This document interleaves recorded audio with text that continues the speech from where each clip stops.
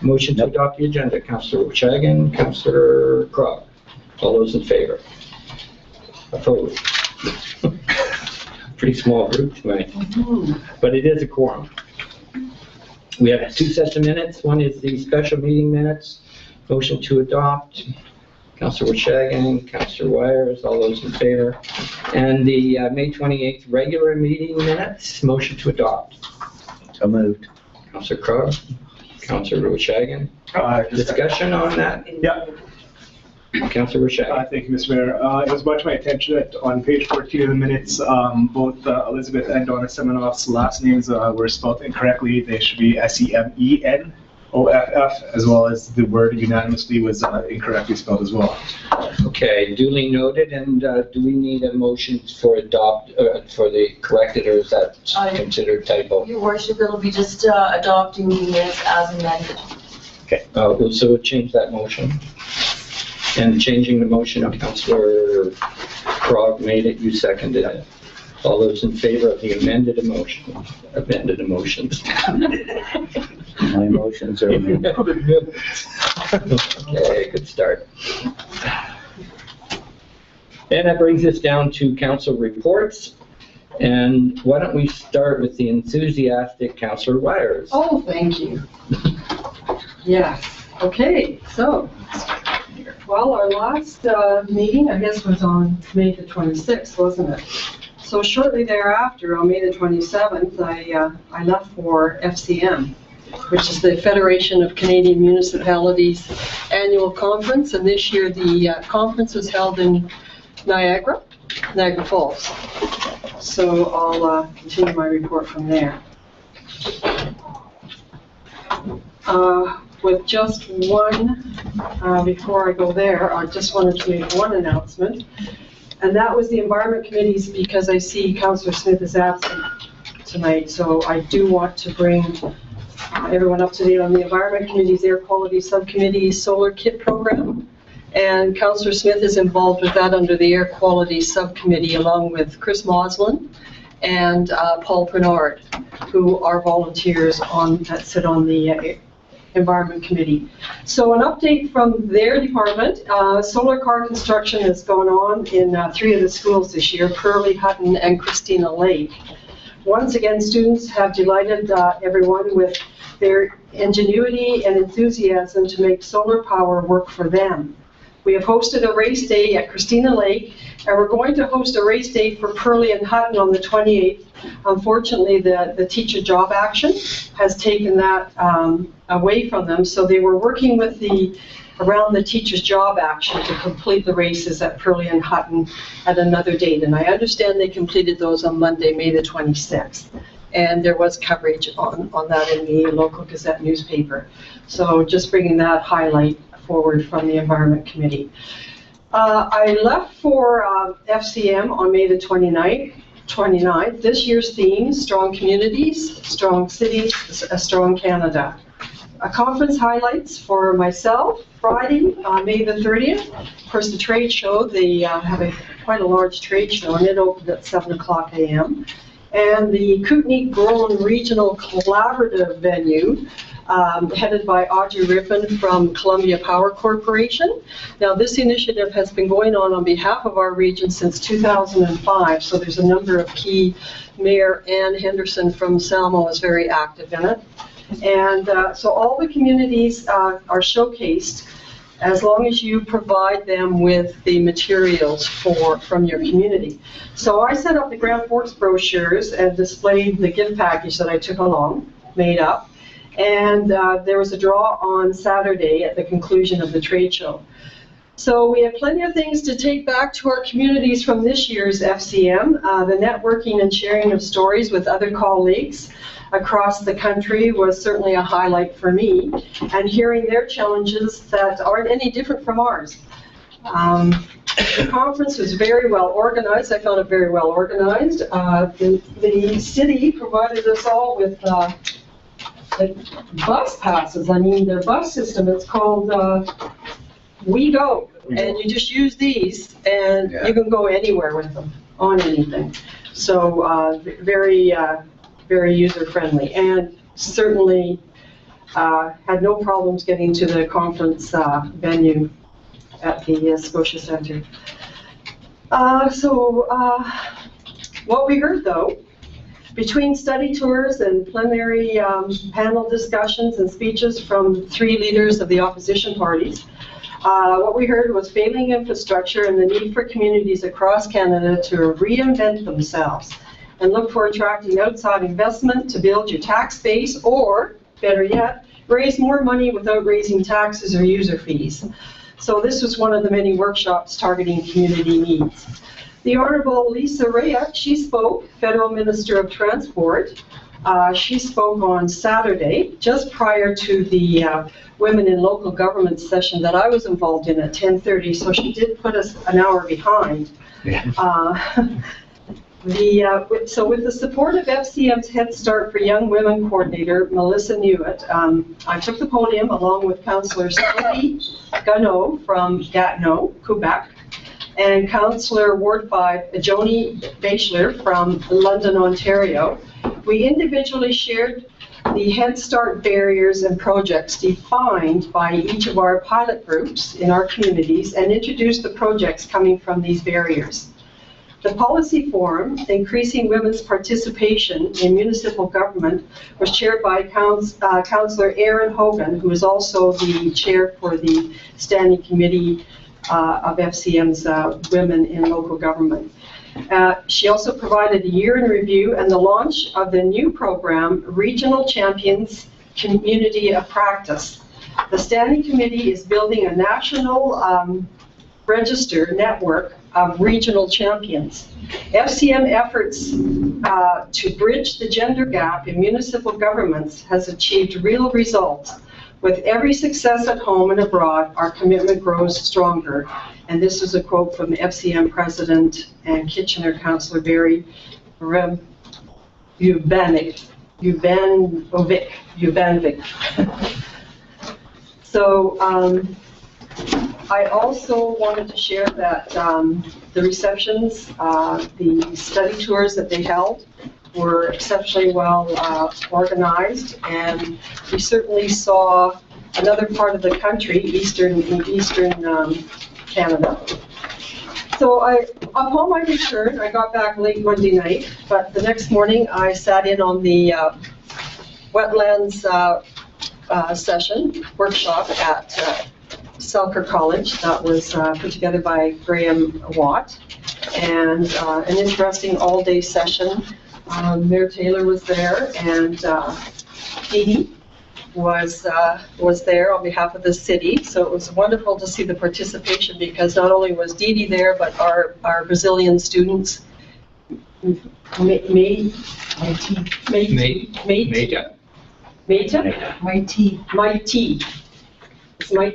and Felipe. Yeah, Maite is the girl. Well, I was using Mona Matei's last name as her first name, But but you're wrong. Anyway, it was the participation, seeing Grand Forks at the table, because it is critical for our aquifer. We need to identify where our wetlands and our riparian areas are that are at threat right now. So, and that project is being headed up by Jenny Kosel from the Granby Wilderness Society. So it was a well-attended, it was an excellent conference. They had guest speakers from around the area, especially the Okanagan. So they have a lot of good practices to fall back on for their next strategic moves. And that pretty much covers my report. thank you very much, Councillor. Oh, I must say, I collected, can I just? Sure. I collected quite a handful of new associates from across the country. And one of the interesting fellows I spoke with was Mayor Richard Ireland from Jasper. And he's been in politics there for 25 years, and 12 years as mayor. So you just never know who you're going to sit down with at dinner time when you're It was kind of a bistro style setting, so if you could find a seat, it was yours. And, Yeah. If we could find a seat. find a seat.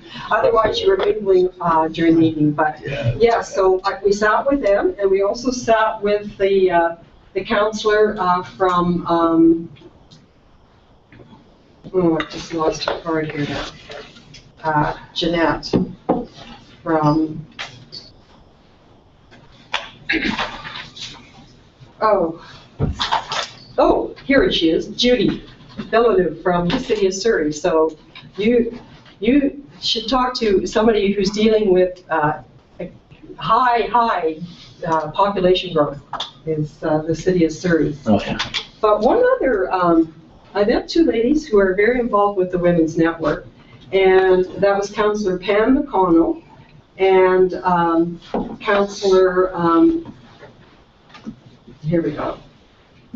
Oh, I just misplaced her name, Jeanette. Anyway, they're both city councillors with Toronto City Council, so they were very assured that they have a lot of faith in their deputy mayor right now in the absence of their regular mayor.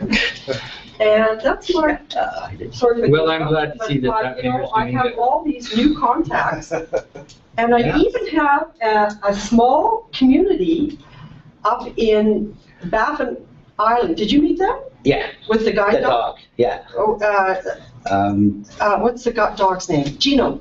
I thought it should be a Malamute, but then I'm probably just being stereotypically racist. Oh, or here it something. is. Because it was a northern CNI dog, I thought it should be a husky. Equalut. Yeah, Iqaluit. So I met Councillor Jones Akumulek. yeah, I didn't even try He to was pronounce with it. the other fellow. Yeah. So we're going to be emailing back and forth. That's your new group of friends. Yeah. Look at them all. Holy cow. Yeah. Way more than me. You were there. Councillor Krog. Okay, as Councillor Wires pointed out, some things that were there. It was a real good conference. There was lots to see, lots to learn. I'm still processing a bunch of the information. Some of the highlights for me, I attended and participated in an FCM policy forum, which was a discussion on municipal infrastructure and federal funding programs. And the FCM was looking for input regarding the new federal building fund. So they've got, or the government has $53 billion over 10 years. The government has set aside of that $1 billion for small communities, which sounds good, but they say small communities under 100,000. Yeah. And a lot of discussion centered on the large cities and their rapid transit expansions. 3 people from BC actually spoke to the panel. Jim Abrams, who's from UBCM, talked about how the ferry service is essential to the highway system, like our inland ferries is. So it's not, just a ferry; it's a road. And it needs to be funded as an essential service, not what they're doing now, which is just giving them a subsidy. Councillor from Prince George, I missed his name, pointed out that only 5% of BC was interested in rapid transport, and the government needed to recognize this and fund transportation infrastructures accordingly. The other speaker was myself, and I brought up the topic of small towns and that 100,000 number was not, in my opinion anyways, a small town, and suggested in the future that if the FCM could focus not only on the large cities, as there are way more small towns in Canada than big cities that need the infrastructure upgrades but lack the tax bases to do so, unlike some of the bigger cities. And there's a definite gap in the value of the current infrastructure relative to the values of infrastructure that's needed. It's wide, and it's getting wider every day. They estimate, $100 billion range. What else did we do? Another topic was small communities and their readiness and reaction to climate change and the dramatic differences that exist, and what's happening in the future with the change in weather patterns, and we're seeing flooding like what happened in the prairies, and we're seeing droughts where they've never been before. And we've historically flooded, usually May long weekend.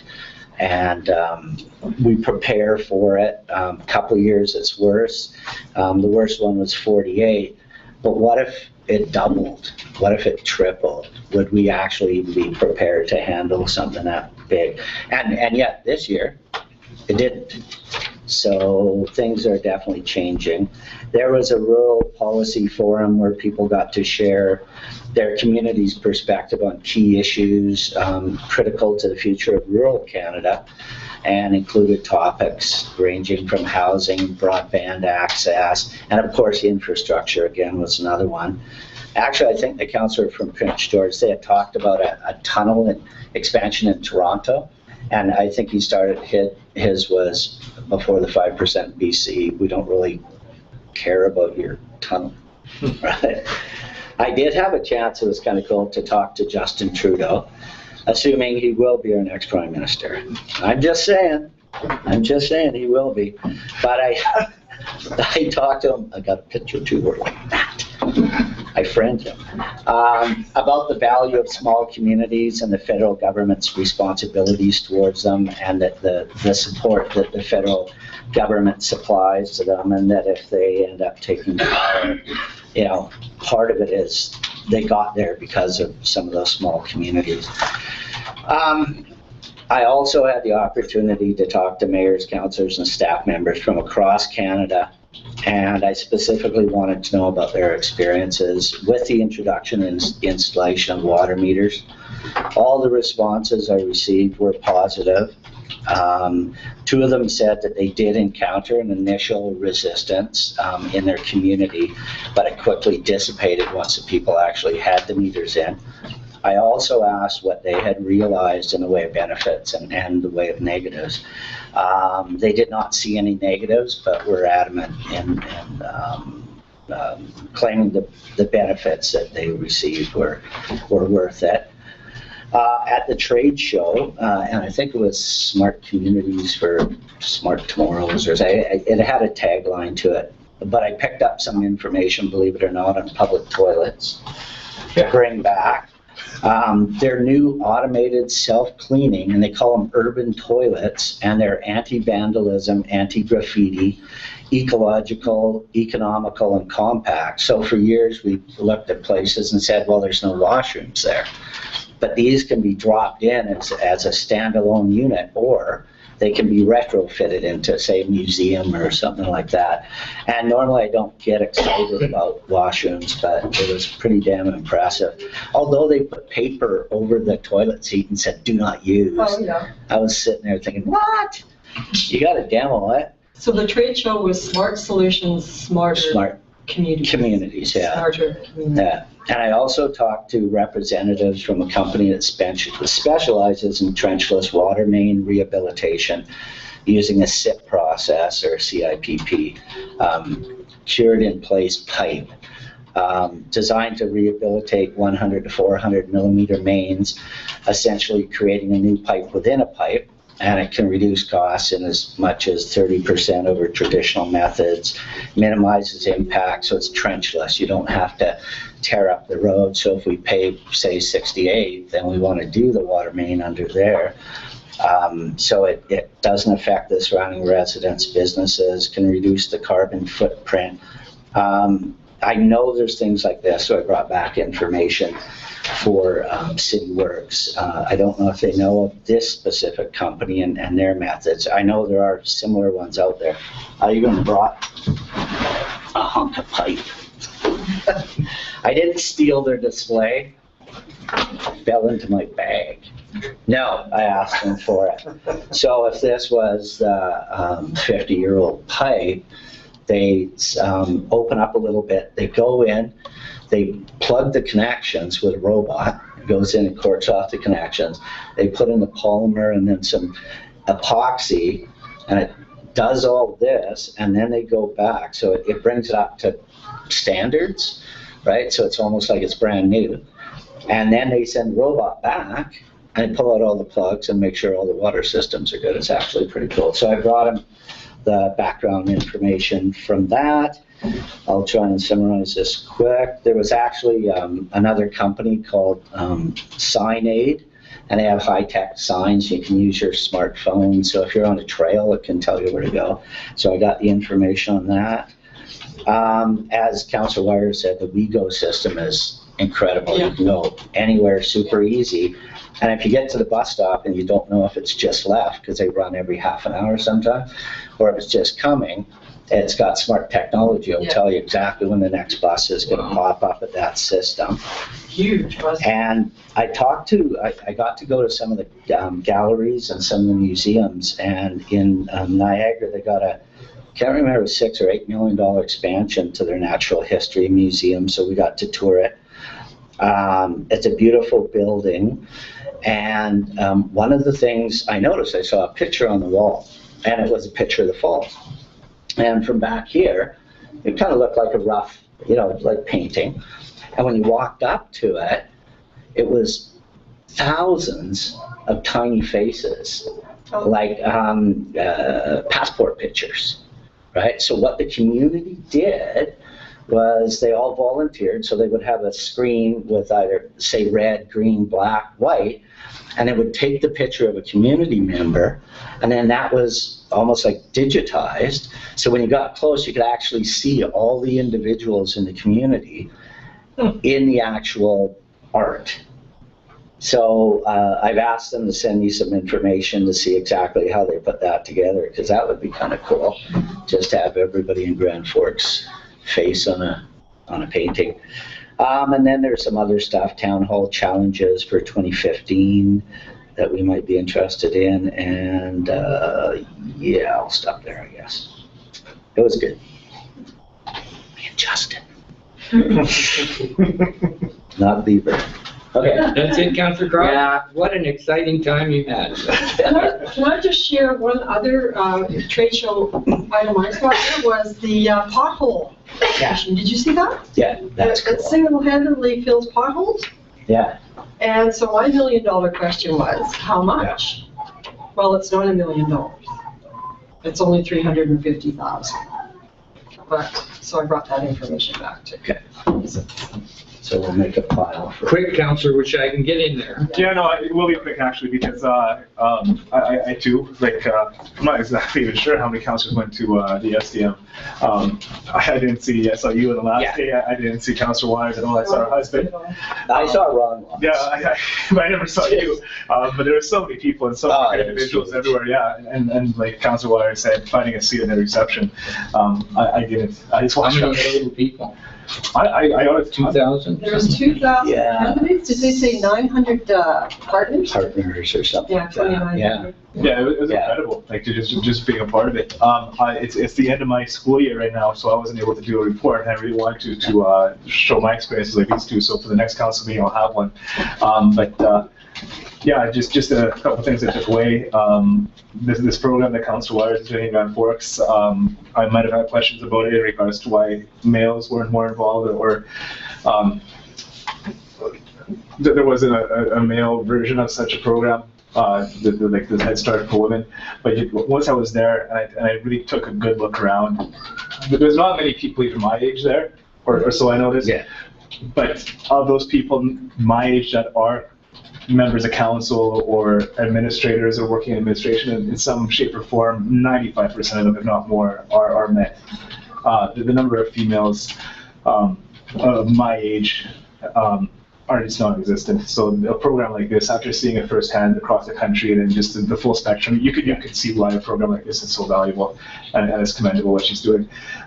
It just overall, the conference was so well done. It was a smaller facility, I found, but it was very easy to access the trade show as well as all the conferences and forums. I never had a chance to try out the WeGo. I walked everywhere, and now I have a big blister on my foot, which is why I'm wearing running shoes today, because I walked the 9 kilometers to the conference center and back every single day because I don't like public transit.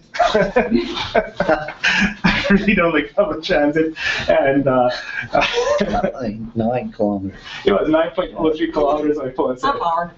Yeah, no, beautiful walk though, thankfully, and your toilets there, they've existed in Vancouver for quite some time. The self-cleaning. Yeah, I've seen a few of them in the Okay. corners, but yeah, for next council meeting, I have a few, and the last thing I want to say is it's graduation weekend here in Grand Forks this weekend, so congratulations to all those that are graduating. Be safe and just be safe.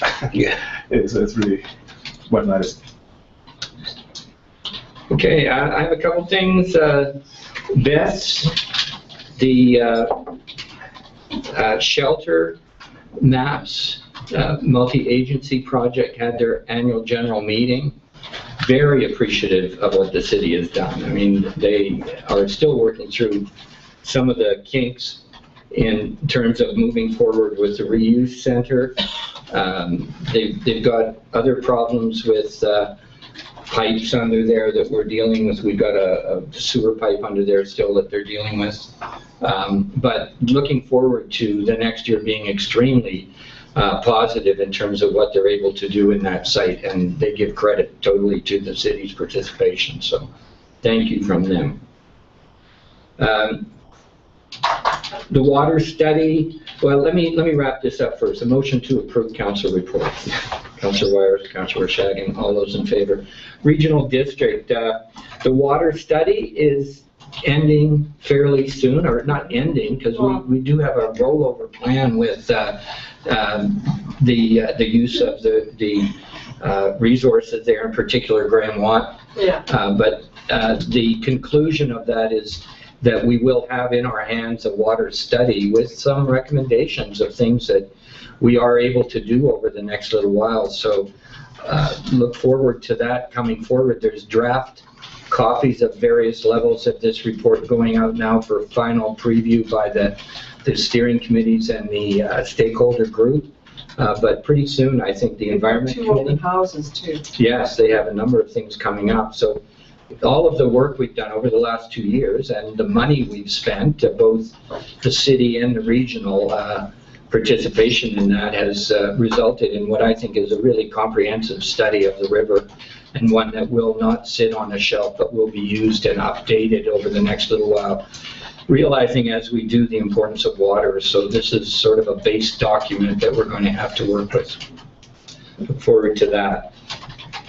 The other thing I wanted to ask you to do is to just take a look at the 2013 grant and aid. You can get it on the web. I can send it to you through my website, but the money that the regional government has given out to Area D, Area E, and Area C from the grant and aid. And take a look too at the available gas tax money that the region has available for various projects. If you remember, we told Rowley that we would ask Area D to sit in the next time we made a decision on gas tax money. So we have one coming up, which will be how we split the cost between various funding sources for the 68th Street upgrade. And so this is a good chance for us to show good faith in talking to Rowley about our use of gas tax money in that situation. We want to open that door up informally if we can to start with. So all that information's on the regional district's website? It is, and if it's not, it's in the agenda package that just came out, so it's public information. Oh, okay. So if you don't get it and pull it down, I think you can download the agenda right. package off the website. Can other councillors do that too? They should, I just don't. If they can't, I had trouble pulling that information out, but I think it's important to see how much they do contribute to the social fabric of our communities. I mean, we have put out very limited, very controlled money in terms of grant and aid, while they've, Area E in particular, I mean, Bill Baird in Area E has been all over different things in the boundary for Midway, for Greenwood. Christina Lake has funded a lot of stuff that's happened in Grand Forks here. And Rowley, although he hasn't used a lot of his grant and aid, has still spread it around to a lot of worthwhile organizations. So although I don't like the system, I think the grant and aid system really needs reform. But in fact, we certainly do need to recognize how much they do put into the social network of our community. So the agenda you're speaking about, is that for the June 26th? That is They it? got their agenda out already? June 26th. I'll have to check with that. But if it's the last agenda for, you know where I got it? Electoral area services. That's the is one. 12, okay. That's the one, electoral area services agenda, which is public information. Okay, and that's my report from the regional district. Motion to receive, Councillor Rashad and Councillor Crog. Any further questions on the regional situation? No, hearing none, all those in favor? All right, and moving down to information items. The Roslyn Golden Days Parade. Council received for information. It would be nice to go to these things, but we are not ready yet at this point. With our, Stagecoach and other things that would be nice. There's a lot of opportunities there. We're really active promoting our community right now with all the stuff that Doug's doing and the staff are doing. Getting out to parades might show a real spirit out there from our community. And receive for information. Councillor Wires, Councillor Crog, all those in favor. Anna Lackton Canada Day Committee. Let's talk about this. I've been asked to MC and make a comment or two at the beginning. But do you want to walk in the parade? What do you want to do? I will be flipping pancakes. Okay, cake flipper. Yeah, I'll be fooding there as well. You're running your Yeah, thing? Councillor Rashagan? Sure. I don't know what's happening, but There's a parade. there is a parade. So yeah. There's it's an entry going point. from, what are we going to ride on or do? I don't know, but my daughter's gonna come with me. So yeah. maybe 3 of us. I got a grandson I can Yeah, drive. bring Jasper as well. So the theme is homegrown in the boundary, so there you go. Yeah, that's kind of the theme that was picked by the regional district too for yeah. a number of things they've done, including the hats and shirts. Yes, I'd be pleased to talk about the agricultural opportunities in our valley. And they need a couple of people to cut the cake off. Yeah, do we, well, we've still got Councillor Smith to Yes. count in. Yeah. Councillor O'Doherty's usually there, Yeah. so. Yeah, and Kendall. Councillor And Campbell. I'll be finished flipping pancakes at 11. Okay. Okay, and anything further on Canada Day?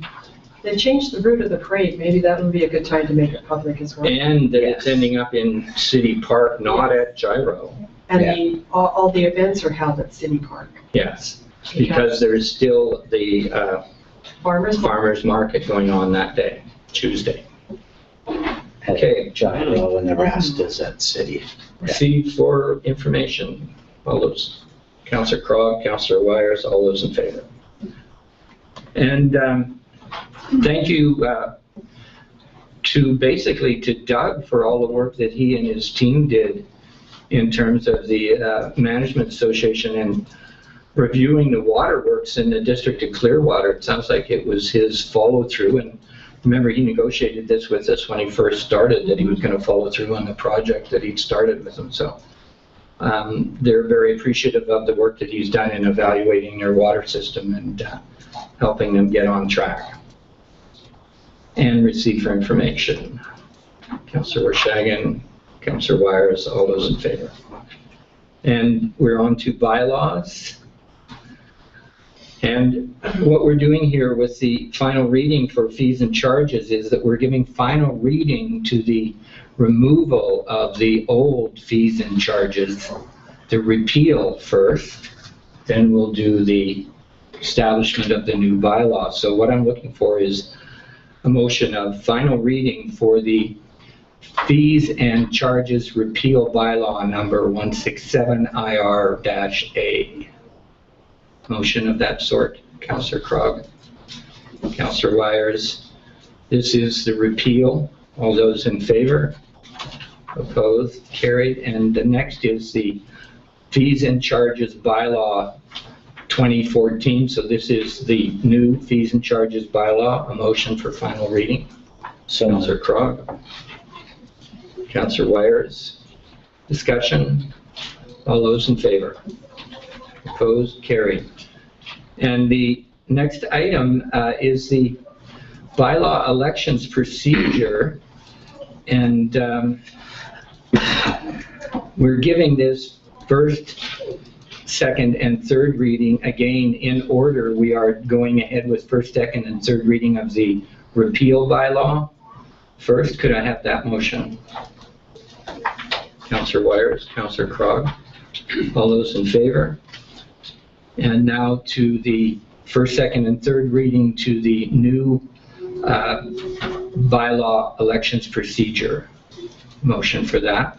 Councillor Wishagan, Councillor Krog, all those in favor? Thank you very much. Moving down to the automated voting machine. I wonder, before we address this, whether you would like to play that little piece. But we have a little snippet that we'd like to play that basically talks a bit about this.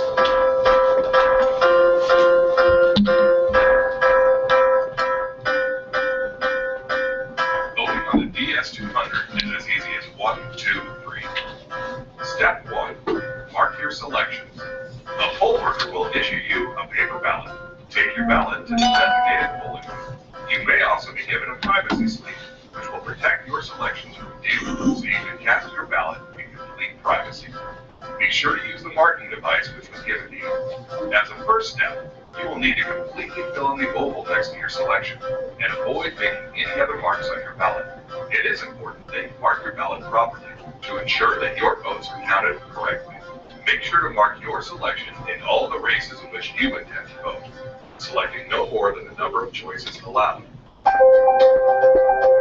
Step 2. Review your selections. Review your selections marked on the paper ballot. If you are satisfied, take your ballot to the DS200 digital image scanner. Step 3. Cast your ballot. The display screen will provide instructions on how to insert your ballot into the tray. The DS200 accepts ballots in any orientation. For example, you can insert the ballot upside down or backwards. It will then draw your ballot into the unit and give you feedback on the scanning process. A prompt will appear if no marks are detected, or if you selected more than the number of choices allowed. If you'd like to change your selection, press Return Ballot on the touchscreen, and your ballot will be returned. You may need to ask the poll worker to give you a new ballot. If you prefer to cast your ballot as is, select Cast Your Ballot for Mistakes on your touchscreen. If your ballot is filled out properly, it automatically will be accepted, and the display screen will notify you once it has been cast successfully. The DS200 Digital Image Scanner, a simple-to-use and cutting-edge solution. For more information, visit ESSVote.com. Thank you, Dan. So, in fact, I thought it was interesting. You can still spoil your ballot if you want. On purpose. On purpose. Yeah. Okay, so that's what we have in front of us at this point is first, second, and third reading to the automated voting machine. What we're looking at here is a situation that's been evaluated by staff in terms of it actually saving money. We're not just doing it to look more progressive, but we will be analyzing to really back up what we're saying, that the lease arrangement and the paper arrangements will be offset with savings in terms of staff time and various other kinds of counting processes. Councillor Wishagan. I think that's fair. I just have a couple comments. I wasn't present at the previous meeting in regards to this, and I'm just a couple questions. How many machines are we going to have? With the quote that we have 2 machines, Your Worship. We could choose to just run one, likely we'll be running both of them at the end of the night, and basically all we have to do is put the 2 reports together and tabulate, and that way it's going to have an even flow. So a lot of communities generally only have one, but being that we have 2 minutes, we use them, they use the second one in case of an emergency. They will be used at the advanced polls. Yes. However, they won't be used at the institutional settings where we would go in and collect a paper ballot that would be calculated. Councillor Wagner. They used that same technology at the FCMBC caucus election at MCM. Councillor Wishagan. Thank you, Mr. Mayor. Will there be still ballots available at those other institutions, just not electronically? Exactly, Your Worship. It's going to be exactly the same ballot, except that it'll be done by a normal voting box, and the ballots just go into a box like a standard standard voting would go, and then at the end of the day, it gets opened up just like you normally would do it. One last question. Yeah. In case there's from what I understand, this machine is standalone, it's not connected to any kind of outside devices, it keeps the paper trail as well. If there's any discrepancies, let's say, in the vote totals between, let's say, for the councilors, right, between 6 and 7, where the cutoff is the number 6 right there, and that number between 6 and 7 is 5 votes, 4 votes, something like that. Is there a mechanism then for staff or the elections officers to go back and count manually by hand those votes, or do those numbers stay? Because I believe by law, Counted. yeah, because I think by law or by some, I can't think of it. If it's within 10%, I believe you're allowed to ask for a recount. Correct. Correct. So how would that happen? Basically, Your Worship, you could actually take and run all the ballots back through the machine and do another one. So it would be You could visually inspect the ballots as well at the same a time. person could visually do it as an inspection, but you could take and run the ballots back through in the machine. You'd have to have a different memory card because it all reports it on a memory card. And so at that point, the software company would supply us with another memory card, or that memory card would be cleared. I believe in the bylaw it talks about clearing the card out should there be a request for a recount, and the ballots would get fed back in. All right, thank you. Councillor Rishagan? Yeah, no, well, lastly, just maybe, sorry, I just, lastly was thinking here, in as much as previous, when the votes were being counted, you could have your scrutineers there to look over and make sure that they were being counted correctly. Does this eliminate that, or how does? Does it eliminate scrutineers? Your Worship, no, the scrutineers are still allowed to be as far as the counting process. It's just that it's going to be very, very quick because you don't have the manual Right. charge, and Okay. so it would be basically as the report comes out, it's going to say, here you go, but, you know, scrutineers are still, as per the elections bylaw, will still be allowed to And, stay within the area and so on. okay. Okay. Yeah. Councillor Rishagan. All right, can we get this on the floor? For us to go ahead with first, second, and third reading to the automated voting machine authorization bylaw number 2000. Councillor Rishagan, Councillor Crog. Further? All those in favor? Carried. And we are on sewer, water, bylaw, and electrical. So again, what we're doing here is we're giving final reading to these 3 bylaws, so we'll have a separate motion for each one. Okay.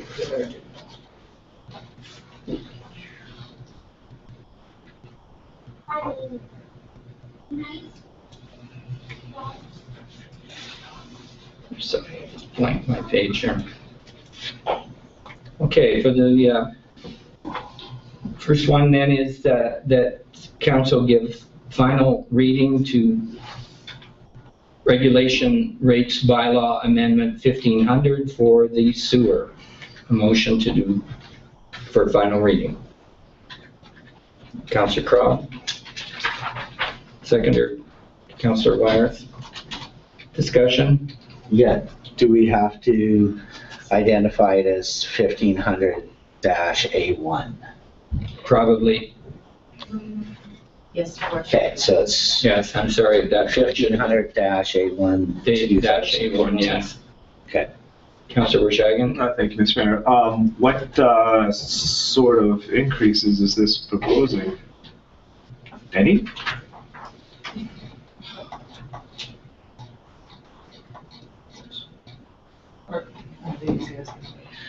Actually, Your Worship, the only thing that we've changed in the 3 bylaws is the how the services get installed. We used to do the custom work orders. Okay. We don't do our own custom work orders anymore, so we changed the flat rate to at cost by contractor plus 15% for admin and inspection. And then sewer rates did not change. Electrical rates are for 2014 and same with water, but sewer didn't change. And that's really all that changed. Okay. Out of bylaw. Ready for the question? This is the final reading for the sewer bylaw 15A1. All those in favor? Opposed? Carried. The next is a final reading for the water regulation rates bylaw 1501 A1. Motion, Councillor Wires, Councillor Rashagan. Discussion? All those in favor? Opposed? Carried. And the electrical utility regulation bylaw 1543-A1. Motion to final read. Councillor Rashagan, Councillor Crog. Discussion? Still sticking to our program of staying 2% lower than what we're being charged. All those in favor? Opposed? Carried. That is it for this evening, bringing us to questions from the public and media. And again, could I first ask if there are questions related to what's on the agenda here tonight that we've dealt with, and then other questions. So please come forth.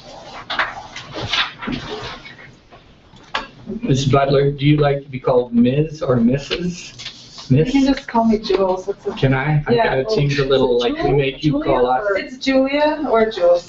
We make you call us other names. That's fine. Yeah. Sure, yeah, lots of different names. All right, Julia. Thank you, Mr. Mayor. I'm just trying to understand the process of the electronic voting machines. In the presentation that was made, it said that after you filled out your ballot, that you yourself would insert it in, and then you would have the option to change it. And you have one or two machines. Is that going to cause lineups? People are waiting for one or two machines?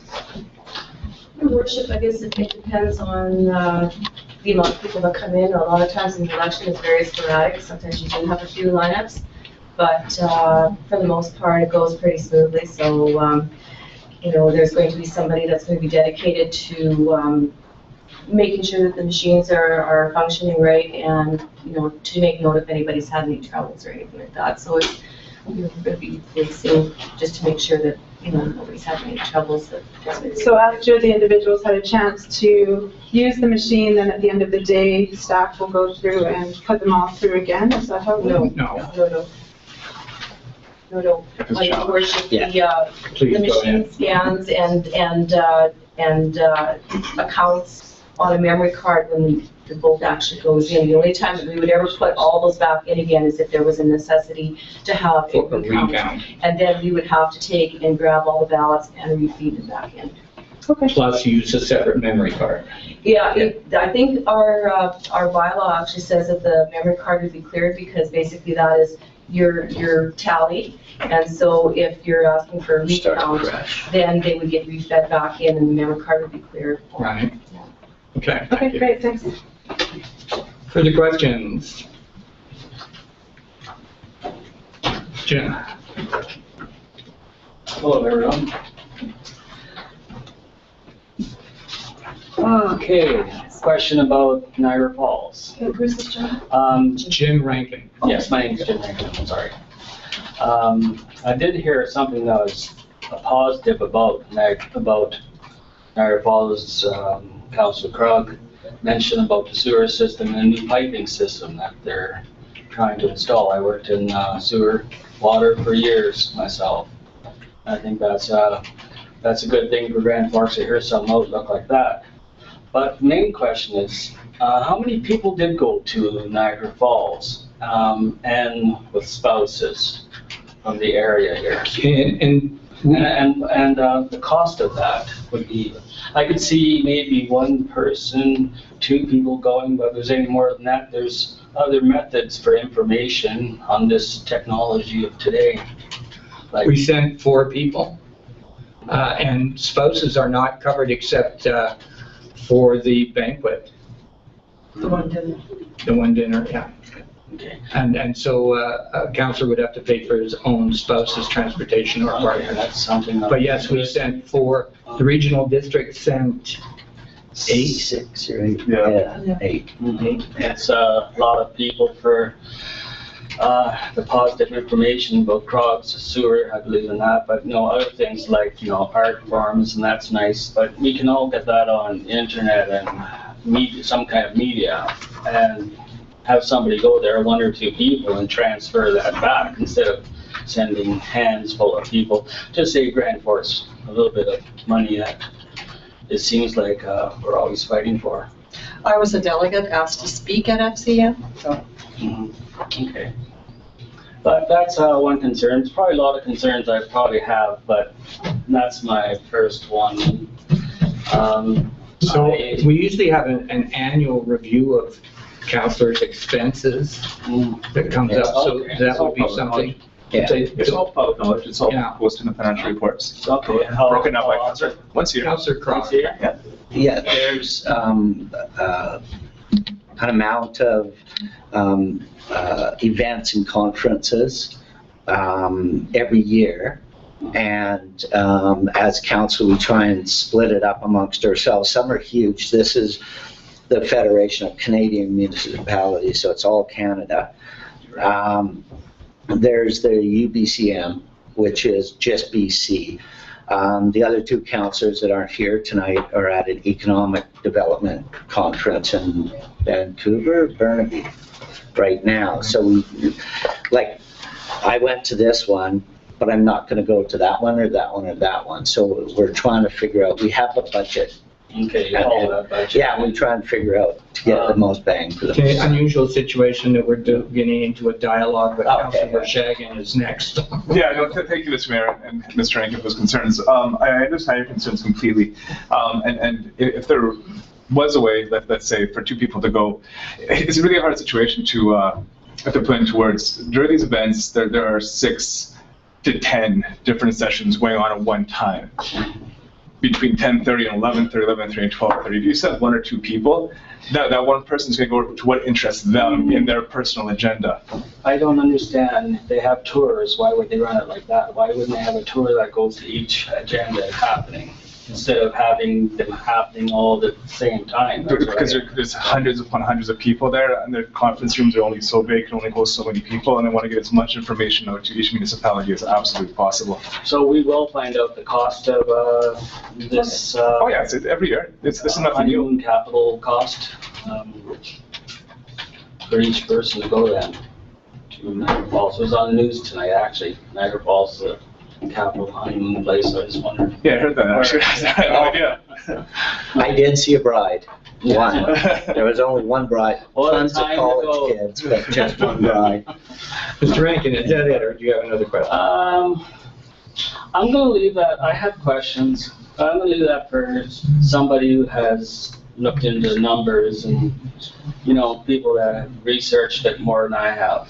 But I'm starting to look into more things as the water meters, et cetera, which, and the infrastructure about the water lines, mains, and I was pretty surprised to hear what you found in Niagara Falls.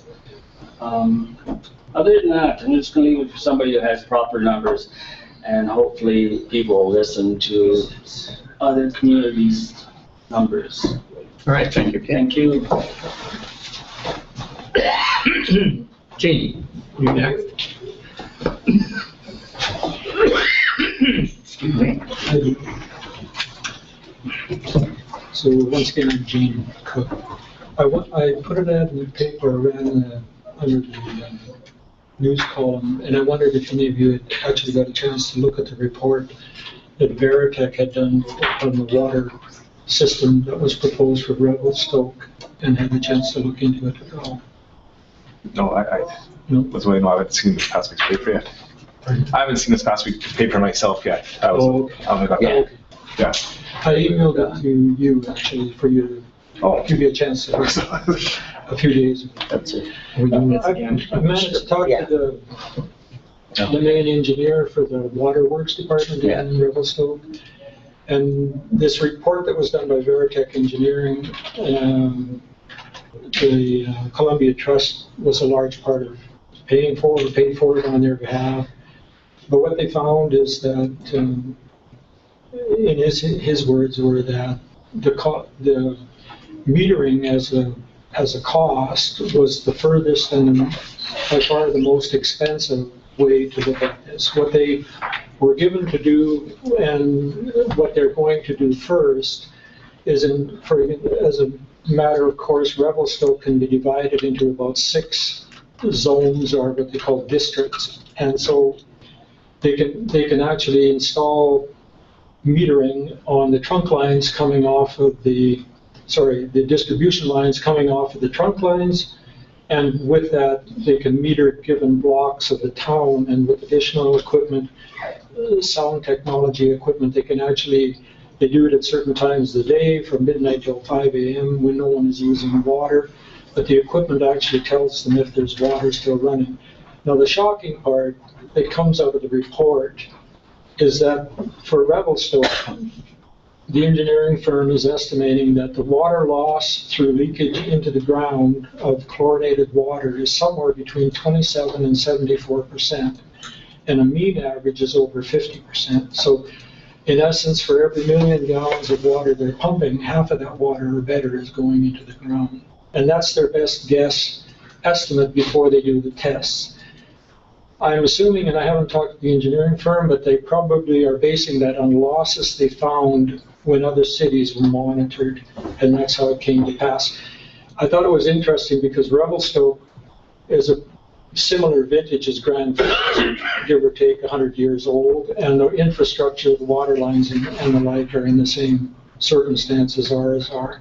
So his comment was that this is the engineer, that they really looked at it just their biggest, from all perspectives, but mostly from a cost-benefit analysis. And they can install, in essence, for their town, 6 meters. They have a little over almost 3,000 homes in total. And their metering cost was much like ours. It would have come in at around $650 per home.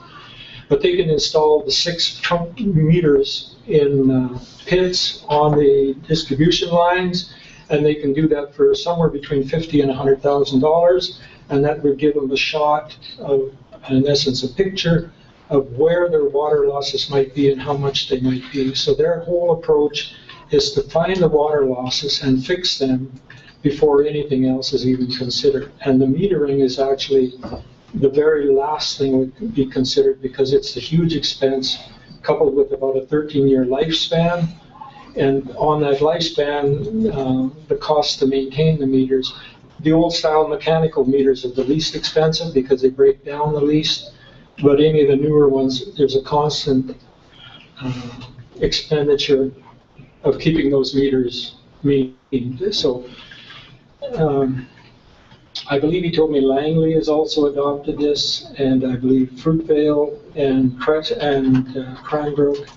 They're all looking at this whole picture from a completely different perspective, and it would leave huge amounts of funds to do things like fix the very infrastructure that's leaking. So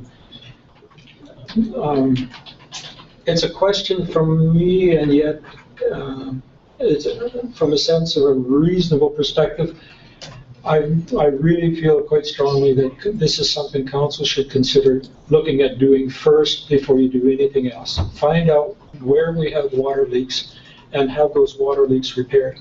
If, for example, you can reduce the cost of the power it takes to pump the water and the wear and tear on the pumps and the wells and so on, if you find there's somewhere between 25 and 75% of the water is disappearing into the gravel and the sand, you can reduce your cost. If it's a 50% number, you can reduce your cost by 50% and extend the life of the pumps and the wells. So, all right, Gene, I'm going to ask you to wrap it up here, please. Okay. So that's all my real point is, and at the same time, it's imperative that you look at it from that perspective. And I believe that's what the public really does want from you. So. All right, thank you very much, Gene. And further, Donna or Ms. Seminoff, which would you prefer?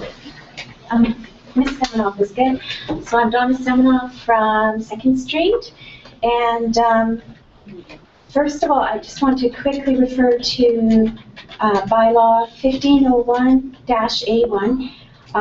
There's a difference in price, and I'm going to double check I've understood this correctly, and I just want to explain. The previous bylaw said that to shut water supply off outside normal working hours was $100. And what it says now is charges for after hours, call out, evenings, weekends, statutory holidays is $250, so it's $150 more. There's a resident who told me about an instance he had trouble with his pipes.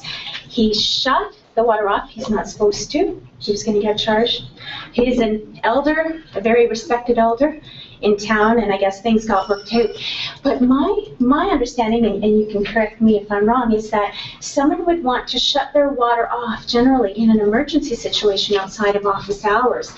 And already they're kind of dealing with an emergency, and I'm concerned about charging them $250 in an emergency situation. So I just wanted to bring that to your attention, that I don't know how they feel about that. So I just wanted you to be aware that that's what they brought up. And we'll make a note of that, and yes. I think we can discuss that possibility that it's shut off in an emergency situation. Yeah, most houses have their own shut off. Yeah, I think he that might had be it. to shut it off outside. There must have been because, there's the pipes, also the other pipes. But I just remember he said he had to shut it out there, and he got in trouble because you're not supposed to do that one, right? Okay, Is that this correct? deteriorating, Yeah. folks. Okay, just bringing that one up. But you can think about it. I told Is you. that your one question, Donna? That's one. Okay, let's get So- number 2 out of the way here before the crowd gets out of control.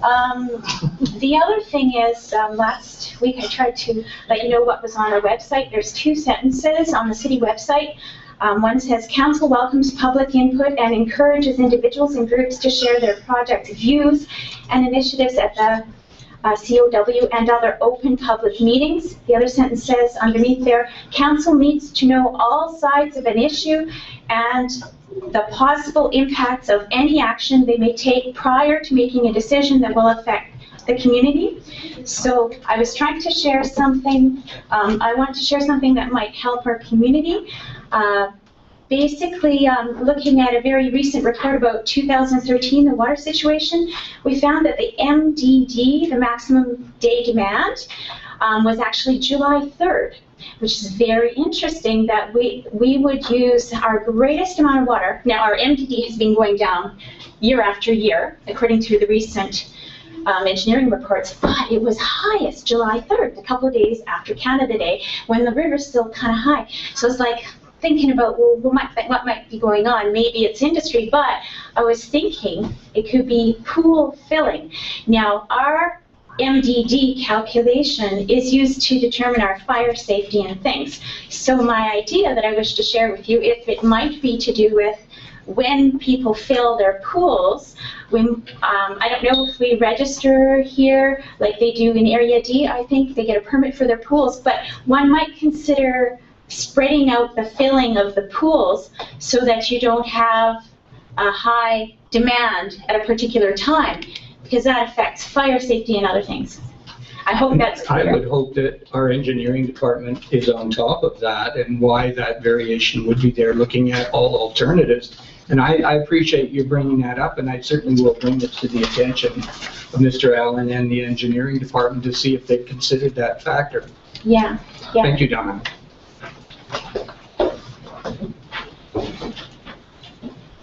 Mr. Ronigan. Thank you, Mr. Mayor, Councilors. My name is Roy Ronigan. Question with regard to the voting machines. The assumption is there won't be any glitches. Yeah. Do we have a plan B if the worst should happen? What happens? Let me turn to our professional. Do we have a plan B? Yes, Your Worship, there's always chances of having power outages and all kinds of things happen.